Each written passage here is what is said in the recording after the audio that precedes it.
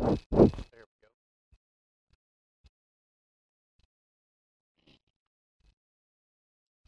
All right. Look back a little bit. I was almost sitting in y'all's lap.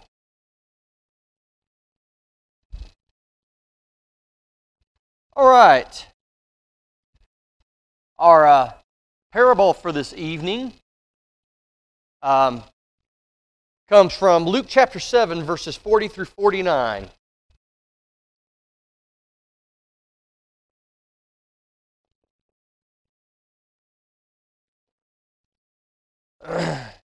Luke 7, verses 40 through 49. Of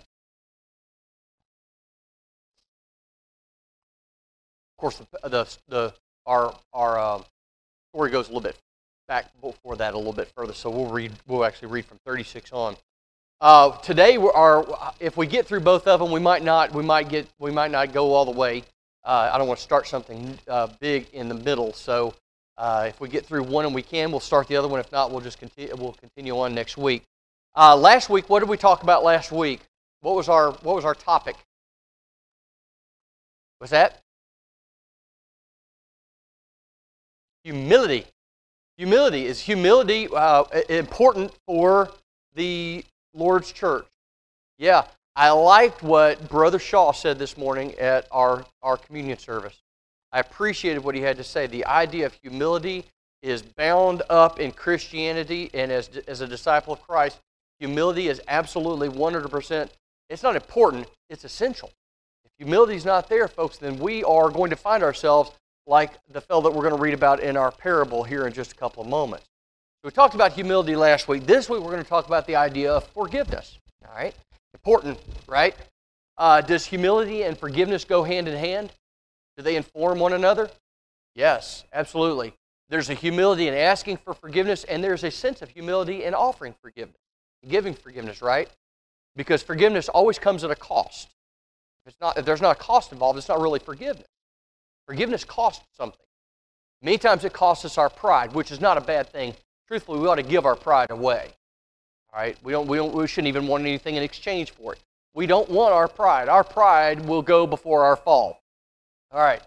So there is a sense of humility even in the very act of forgiveness. So we're going to talk about forgiveness here for just a couple moments. So Luke chapter 7, and starting in verse 36. Then one of the Pharisees, likely here Simon, asked him to eat with him. Asked who? Asked Jesus to eat with him. Now, this is likely in a little bit of a contrast to the occasion of eating at Simon's house where he was gathered with a larger group. This appears that it was a small, more intimate gathering. So it may have just been Simon and Jesus eating together alone. We don't know, but we read about the two conversing here in just a couple of seconds. So one of the Pharisees asked him to eat with him, and he went to the Pharisee's house and sat down to eat. Okay, as was typical then, the meals were. It was not difficult to get access to Simon's house. Okay, people were invited. He may have even offered it to more than one person, but people came and went during the meal. You would eat, you would converse with the guests, and you would go. It's more like a dinner party than it was a meal that we sent. You know, if we were sitting there eating and somebody got up in the middle of the main course and got up and said their goodbyes and left, we might feel a little bit slighted. That wasn't so the case here. The meals were long, drawn-out affairs, and sometimes you had to leave, and you would go and you would make your say your goodbyes and you would go your way. But Jesus goes and he sits down to eat. And behold, a woman in the city who was a sinner. When she knew that Jesus sat at the table in the Pharisee's house, brought an alabaster flask of fragrant oil and stood at his feet behind him weeping. All right, so here we have a little bit of a hiccup in the dinner plans of the Pharisee, don't we? Where's the problem here? Or it's not a problem. Where's the issue? Who's this woman? She's known to be a sinner. Okay, she was a sinner. Now, do we know what that sin was? No. The way that this is phrased, the fact that she was known to be a sinner, leads many scholars to believe that maybe she was a prostitute. She was a woman of ill repute. Okay, the idea that she was known in the city for her sin. It tends to lead people to a lot of to conjecture on that part. But we don't know. But we do know that she was known as a sinner. She was known to be a sinner. And she obviously knew of her sin. She was not someone who was ignorant of sin. Because look at what it says she does. Behold, a woman in the city who was a sinner, when she knew that Jesus sat at the table in the Pharisee's house, brought an alabaster flask of fragrant oil, expensive. Okay, this had been an expensive thing for her to own. And stood at his feet behind him weeping. And she began to wash his feet with her tears and wiped them with the hair of her head. And she kissed his feet and anointed him with the fragrant oil. All right. So what has happened here? What has occurred so far at this point in the relating of the story? What's occurred? Okay. What else? You recognize the Savior? What else?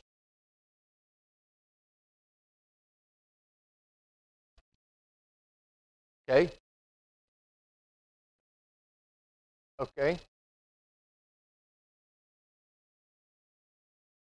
Okay. She had certainly recognized Jesus as one to be ministered to.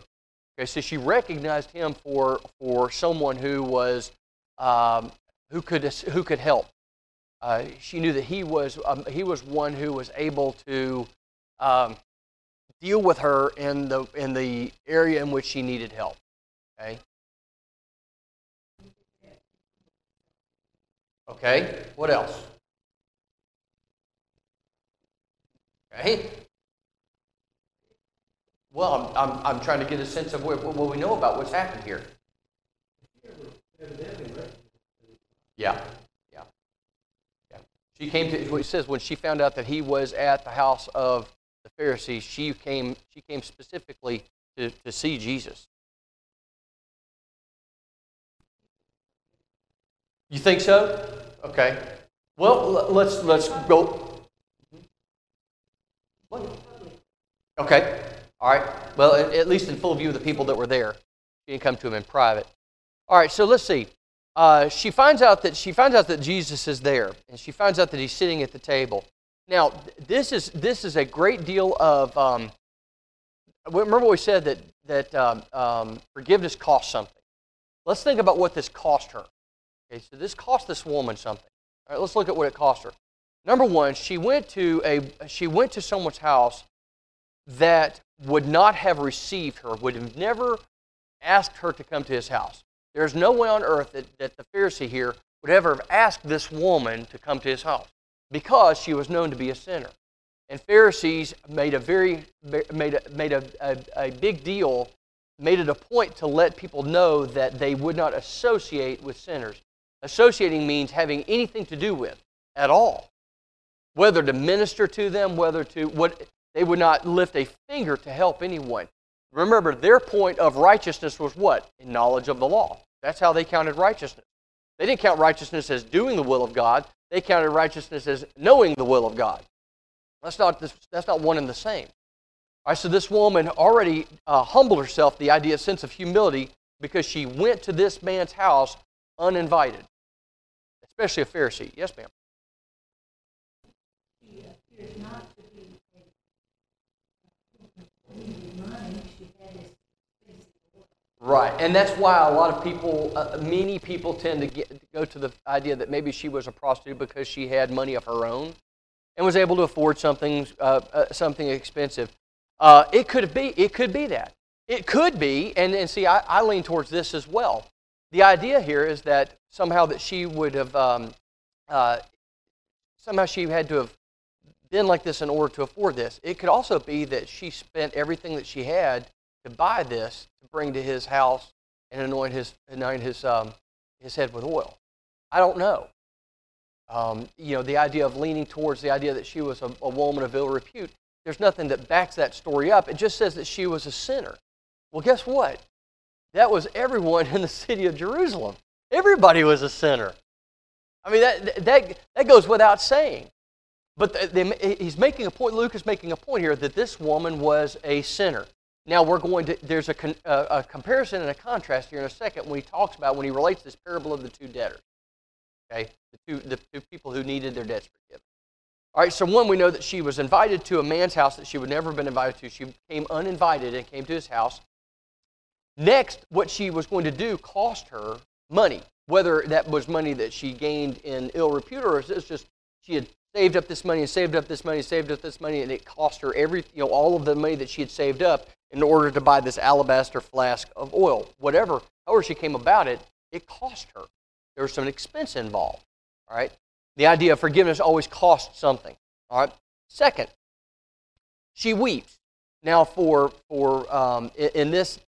the mindset of the day and age, women weeping was not an unheard of thing. For men to weep, there would be something very, very awry for a man to weep over something like this.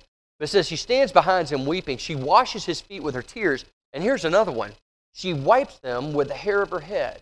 Now, if you know anything about the culture of the time, for a woman to have her hair let go, uncovered, and flowing so that she could wipe his feet with her hair would have been another sense of humility, because a woman's covering was her hair, and the hair was to be kept in a particular way.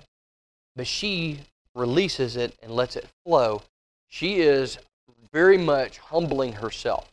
She is saying that at this point, I give myself over. I'm accepting you as authority over me. You are higher than I am lower than you are, and I am demonstrating it by doing this. She gets on the ground and she washes his feet with her tears and wipes his feet with her hair, and then she anoints them with the fragrant oil. She pours that oil on his feet and anoints his feet with the oil. All right. So here you have this. It's a very evocative scene. I mean, it evokes all kinds of emotions when you read it. I mean, the sense of desperation and urgency this woman felt. She didn't wait for him to come out. She went straight to him when she found out where he was. Notice she didn't let anything dissuade her from what she felt she needed to do. Nothing. You know, she could have said, "Well, he's not going to let me in his house. I can't go in there. You know, he's going to make a big scene and throw me out in a very public way so he can show that he has nothing to do with me." Likely because she's had that experience with a great many other people. I mean, this is probably not a woman that had a lot of friends in the community because she was known to be a sinner. So here she is. Once she finds out that Jesus is there, no matter what it cost, no matter what it took, she went to him to do what she felt she needed to do. All right. The idea of forgiveness costs something. All right. So now let's shift gears a little bit. Here's what the woman's done now. Look at the Pharisee. Boy, there's always this comparison and contrast how this woman treated Jesus and how this Pharisee treated Jesus. Now look at what he says. Now when the Pharisee who invited him saw this, he spoke to himself. Didn't say it out loud. He spoke to himself, saying, "This man, if he were a prophet." Now, the way I look at this, it leads me to believe that at some point, maybe the Pharisee believed that Jesus was a prophet. Maybe he spoke with some sort of authority. But now he's changed his mind somewhat. Because what does he say? If he were a prophet, and I thought he was, but maybe he's not, because if he were a prophet, he would know who and what manner of woman this is who is touching him, for she is a sinner. So what he's done here is he's put himself in the place of God. He's put himself in the place of God. How? How's he put himself, how's this Pharisee pulled Jesus down and elevated himself?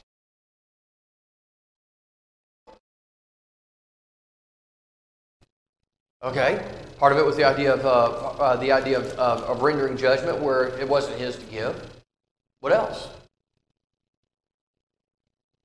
Well, he has judged her. Okay. He's not showing humility. Certainly not showing any humility. Yeah.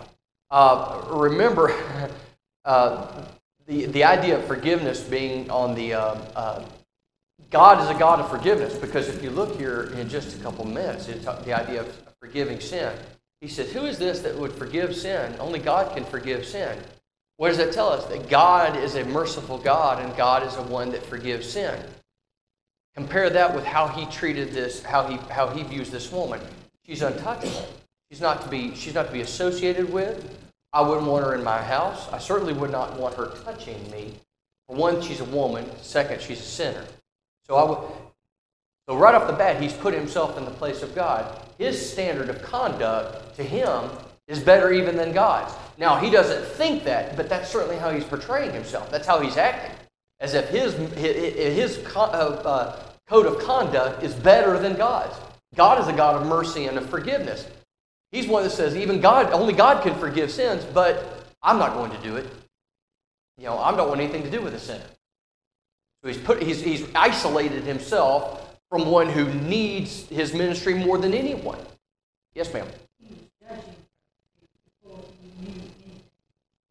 Right. Now, this is after he had seen what this woman did. Now, this is not before. This is after he saw what this woman did for Jesus Christ. Now, let's look a little bit further. Okay. Now, he's thinking all of this to himself. If he was a prophet, he would know what manner of woman, not who she is, but what manner. Look how he's pigeonholed her based on her conduct. And we got to be careful about saying they're a sinner. They're a human being who sinned. They're a person who sinned. Well, he's a sinner. Well, we've defined them by what they do rather than who they are. Okay? They're a person whom God loves, who sins. They're in sin. A human being in sin. So she is a sinner.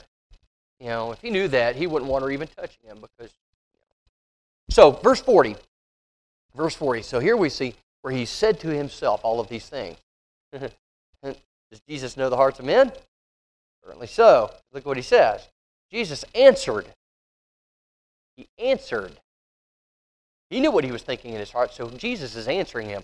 Now you could tell, in a second, he's going to confront this Pharisee exactly where he is. He's going to confront him in his error. And look at what he says. Simon, I have something to say to you.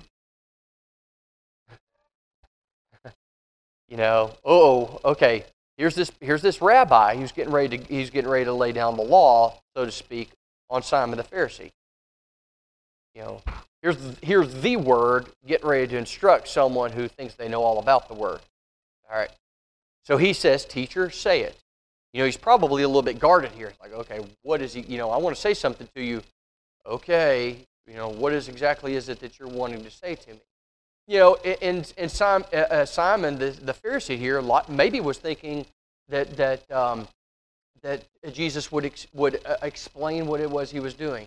Maybe he would say, well, you're right. She is a sinner, but that's not what he's going to do. He's not going to congratulate Simon on his behavior at all. He's not going to justify Simon in any way, shape, or form. Because look what he says. Verse 41, he starts with it. Here's the parable. There was a certain creditor who had two debtors. Now, I don't know if you know anything about creditors. Everybody here knows something about creditors, right? If you ever bought a car, if you ever bought a house, if you ever had any kind of a creditor. Are creditors known? Now, we think of the way we know creditors are very cold, impersonal. They're corporations somewhere. Even thinking of it from a very human standpoint, even putting a human face to it, are creditors known to be warm, fuzzy, cuddly type of people based on their choice of occupation? Creditors are known as what? Sticklers. You borrow, you pay. Okay? You pay what you owe. And if you don't pay, I'm going to come get you. Now, back then, if you didn't pay, they threw you into prison. They had the ability to take you and send you to jail. Now, I don't know of anybody that is thrown in jail for owing money to another person. They'll find every way in the world to figure out how to get that taken care of and get it paid. But you don't typically find people thrown into debtors' prisons. They were outlawed a number of years ago. But this was not the case.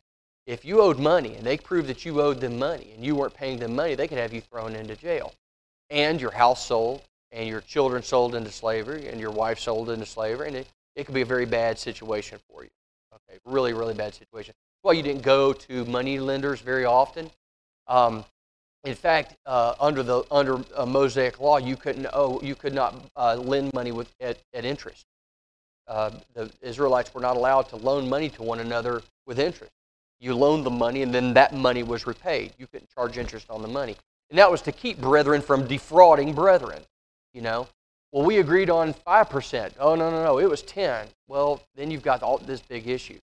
So here we've got this creditor who had two debtors. Now, let's look at the numbers here. What we always do. Look at the numbers. One owed 500 denarii and the other 50. All right, so one had a substantially larger debt, right? 500 versus 50, so you got a 10 times the debt for one versus the other.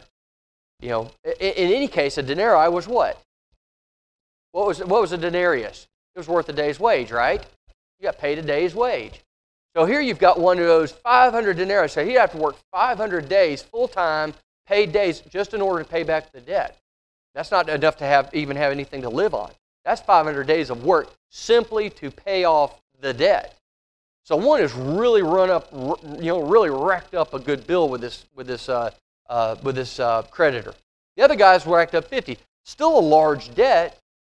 You can't lose sight of that. It was still a large debt. That's a pretty sizable debt back then.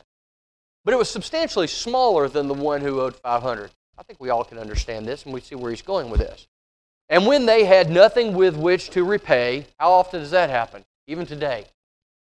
People go out, they buy something, I can't pay it. I don't have it. I borrowed it in order to do this, and I can't do this anymore, so now I'm out. I don't have anything. I can't repay anything. Now, where would that get you nowadays? Truthfully, the laws are actually pretty lenient towards people who cannot repay. Many times they just wipe the debt off. A lot of companies have large amounts of debt that they have to write off every year because simply people just won't pay. Can't get it from them. Courts won't make them give it to you. You can't go to their house at the point of a gun. That's considered armed robbery. So basically, at the end of the day, sometimes you just have to wipe off the debt. Well, we're kind of looking at a situation like that here. Look what he says. They had nothing with which to repay. So what does he do? Well, I could have them thrown into prison if I wanted to. I could have their stuff confiscated. I could have it turned over to me. The laws are in my favor in this particular time and age. You know, if I can prove that they owed it and they're not paying it, I can prove they don't pay it, I can take everything they have. But here you have a creditor who is unlike any other creditor. He is unlike any other creditor that I've ever heard of. Because look what he says he does. He freely forgave them both. Now the idea of freely here is key to understanding. When it says that he freely forgave them both of these debtors, when he says he freely forgave them, it means with no compunction. There was no hard feeling. It was not begrudging. Okay, that word freely is important to the story. It's important to the tale of these two debtors. When it says he freely forgave them, then it was without any strings attached, no compunction, nothing. He freely forgave them both. All right, so let that sink in for just a second. Here you have a man who had rightful debts that were owed to him. One fairly substantial, the other one not as much, but still pretty weighty. It would be difficult to pay 50 denarii back for any reasonable time frame. So you've got this situation where these two debtors have just been freely forgiven. They've gone and they've pleaded their case, and the creditor says, "I forgive you the debt. Nothing. I don't even want you to come back and pay it on a little bit at a time. I'm forgiving you the entire debt. You don't owe anything anymore." All right, so let that sink in for just a second. You know, Simon is listening to this, and he's wondering where Jesus is going with it because he's not thinking about Mary at this point. A lot of people would call her Mary. I don't see where there's any evidence for that, but he's processing this in his mind. He's thinking, well, okay, all right, I'm figuring out the story. I'm working it over in my head. Where is he going with this? Then he asks him a question. Tell me, therefore, which one of them will love him more? Well, in our mindset, what are we thinking? Look what he says. Simon answered and said, "I suppose the one whom he forgave more." Is that an educated guess? Okay. If somebody asked you that question, where would you go with it? Yeah, probably the one that forgave him more. The question is this, is that the way it should be? Not necessarily. Not necessarily. The truth of the matter is the love that everybody has for God should remain the same no matter if you've been forgiven a little, forgiven a lot. At the heart of the matter, though, is this. Look what he says. You have rightly judged. Okay? You have rightly judged. Now, what does he say here? Then he turns to the woman and said to Simon, do you see this woman? Here's getting ready to give the lesson to Simon. Remember, Simon thinks that he stands justified before God and man. That's his true belief. And he's been led to believe this all of his life. The Pharisees were led to believe through the actions of the people and the way they greeted him in the marketplace, and because they deferred to them in matters of religious matters, all of these things. They've been led to believe that they stood righteous among the people. They were the paragons of virtue, the pillars of the community. What does he say? He turns to the woman and said to Simon, do you see this woman? Of course he does. I entered your house. Now, about to embarrass him. He's going to give Simon a lesson in humility here. He says, you gave me no water for my feet. You didn't allow me to wash my feet, which was highly unusual. That would have been something that would have been tended to if he was a guest of honor. You gave me no water for my feet, but she has washed my feet with her tears and wiped them with the hair of her head. You gave me no kiss, but this woman has not ceased to kiss my feet since the time I came in. You did not anoint my head with oil, but this woman has anointed my feet with fragrant oil. Therefore, now when he says therefore, you have to take everything that he just said, all of the things that he just said. Here's my summation of it. Therefore, because of all of these things, I say to you, her sins, which are many, are what? Forgiven, for she loved much. But to whom little is forgiven, the same loves little. All right, so what? Okay, well, let me finish this up. Then he said to her, your sins are forgiven. Let's stop there for just a couple of seconds. What's just happened? What object lesson really has Jesus just given to Simon? What's he done? What's he done to Simon? Or let's say this: not as it wasn't done to him, what's he done for him? Because Jesus did something for him here. You think Simon was thinking at this point? I certainly hope so. I hope that Simon. I hope the little wheels and I hope that hamster started cranking up the wheel in Simon's head. I really do. I hope Simon started really dwelling on what just happened here.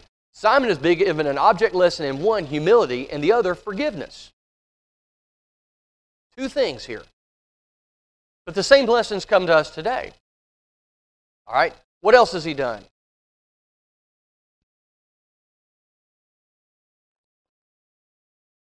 Okay? Yeah, it's been given a public lesson. There were others there. Don't know if they came in later, if they came in first. We don't know. But there were others there that were with him at the table. So they all heard this of this stuff, the lessons he was teaching, the things that he said. What else? Okay. What's the lesson in humility? Yes, ma'am. Yes. What was the lesson in humility that Jesus taught Simon at this particular point in time? What was the lesson in humility? Okay. Okay. What else? What else? Keep going. Okay. What lesson did he teach Simon about humility? What was the lesson to Simon about humility? He needed to get some. He needed to have some. Yeah. Yeah. So, what's that? Also, this is teaching him not to judge. Yes. Yeah, absolutely. That's what I would have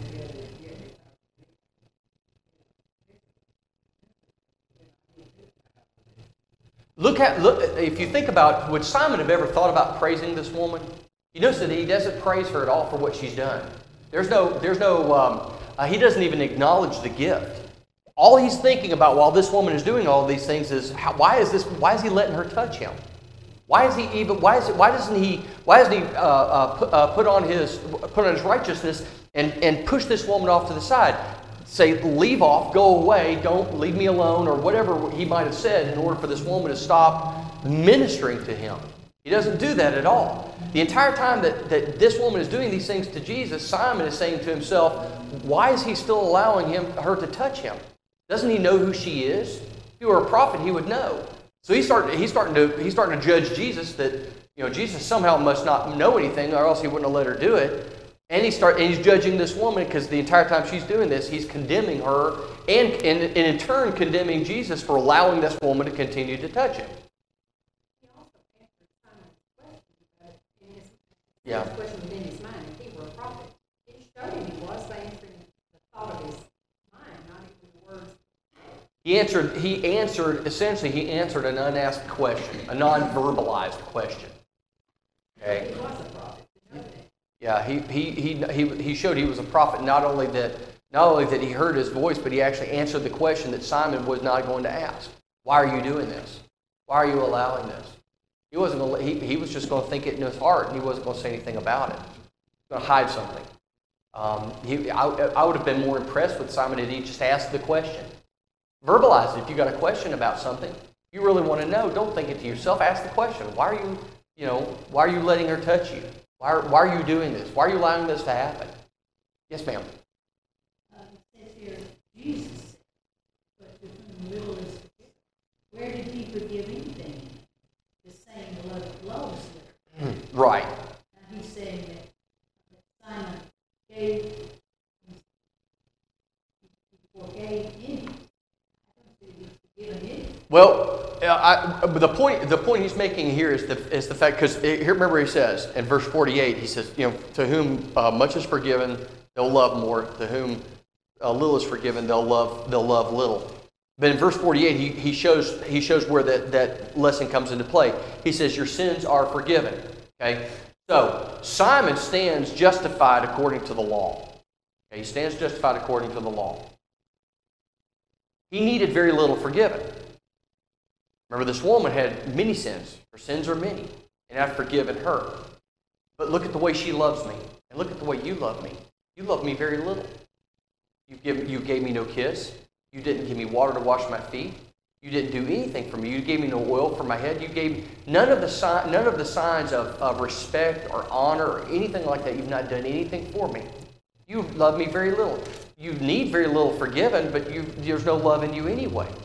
But this woman, whose sins were many, has not ceased to show love since I've walked through the door. She shows me more love than you did, because she had a lot of sins to forgive. And he says, "I forgive your sins are forgiven." He forgave her sins. And guess what? The one whom needed a great deal of forgiveness, that's the one who loves the most, loves the more. But you're right. The idea that Simon would, do you think Simon would ever forgive a trespass? Does he seem like the kind of person who would ever forgive a trespass? Probably not. Pharisees are not known for that. I don't want to use conjecture. I don't like to do that. I don't want to delve into Simon's mind, but he appears to be someone who probably would not be very forgiving in the case of a trespass. Likely he would never open himself. They were so insular anyway. It would be very likely that he would open himself to any kind of trespass in the first place. Who did the Pharisees associate with? Other Pharisees. Probably was not a very big case of it. Yes, ma'am.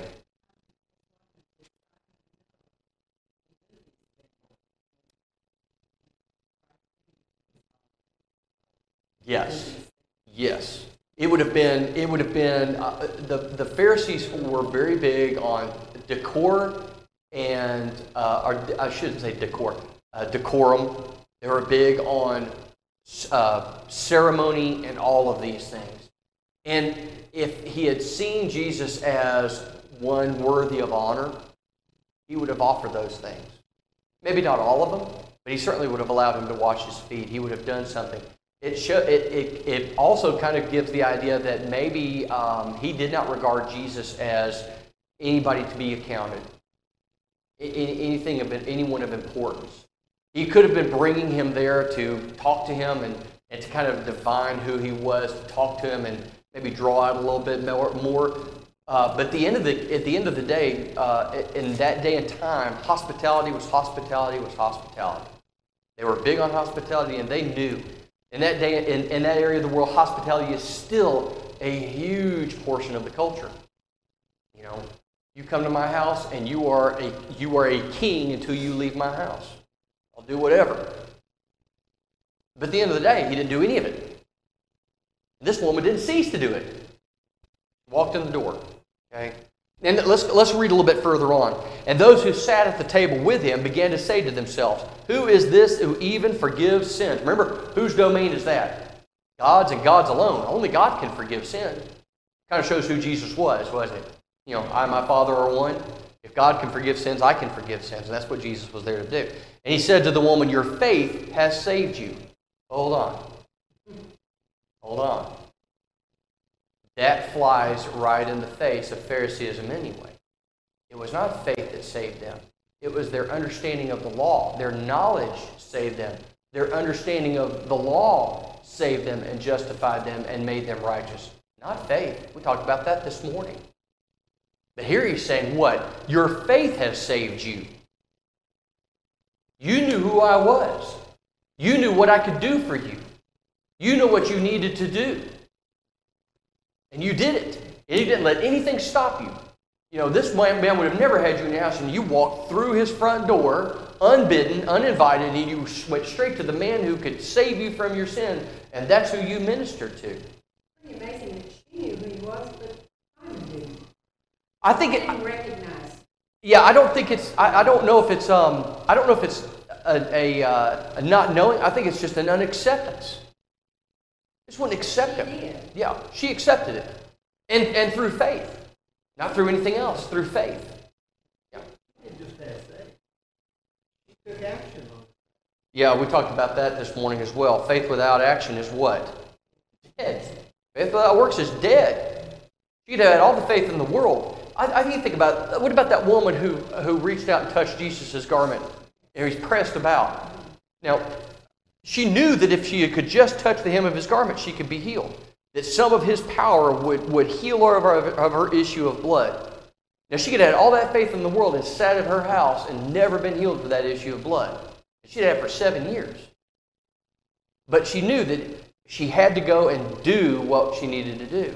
This woman knew that she needed to do. That's why I kind of lean to I lean towards the idea that this is a woman who had saved up her money and purchased this flask of oil at a large price. I think this cost her dearly. I think that's why that was such an important gift. That's why it was so treasured. This is something she had to spend a lot of money on, and it meant something. Forgiveness is not free. Forgiveness costs someone something. Okay? It costs us our pride. It costs the person.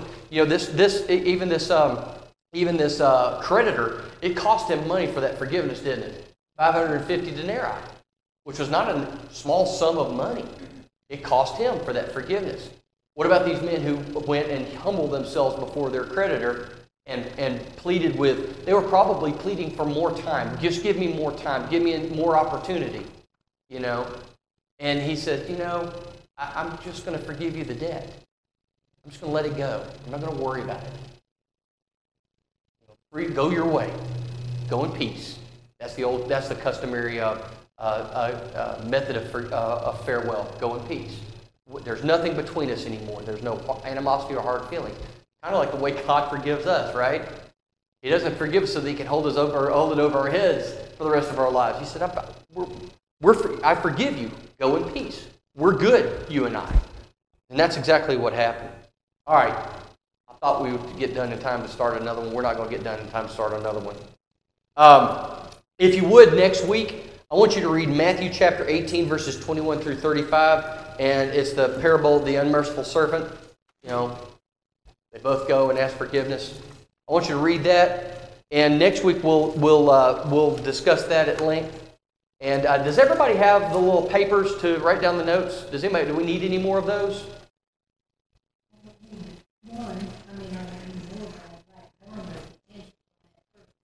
Okay, we've got that. Did you ever get that? And I haven't. What time? I know. Just keep reminding me. 5th time's the charm.